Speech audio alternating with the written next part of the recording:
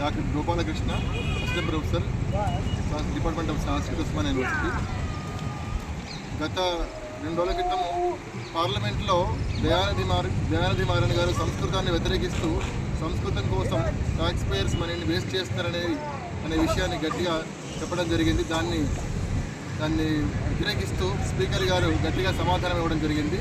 కాబట్టి ఆ దయానిధి మారన్ గారి యొక్క సంస్కృత వ్యతిరేక ధోరణిని మేము వ్యతిరేకిస్తూ వారి గురించి మేము ఇక్కడ నిరసన చేయడానికి ఆలోచిస్తున్నాం.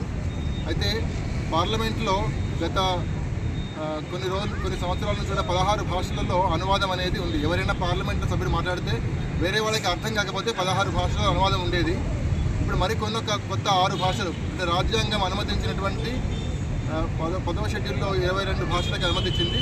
దాంట్లో మిగతా 6 భాషలలో కూడా అనువాదము ఉంటుంది అనే విషయాన్ని స్పీకర్ ప్రకటించడం జరిగింది. ప్రకటించిన మరుక్షణమే దయానిధి గారు లేచి దాన్ని వ్యతిరేకించడం జరిగింది. దానికి స్పీకర్ గారు గట్టిగా సమాధానం ఇవ్వడం జరిగింది. మనం పుట్టింది భారతదేశంలో, అన్ని భాషలకి మూలం సంస్కృతము, అటువంటి భాష మీరు వద్దంటున్నారని చెప్పేసి గట్టిగా నిరోధించడం జరిగింది.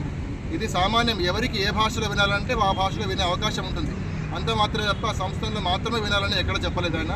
కాబట్టి 22 భాషలలో ఎవరైనా ఏ భాషలో అయినా ఏ పార్లమెంట్ సభ్యుడు మాట్లాడినా కూడా అనువాదాన్ని అర్థం చేసుకోవడానికి వీలుగా అది ఏర్పాటు చేయడం జరిగింది.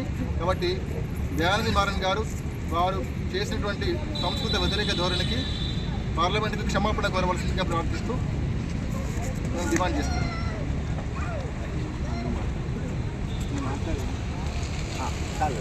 నేను మాట్లాడతాను,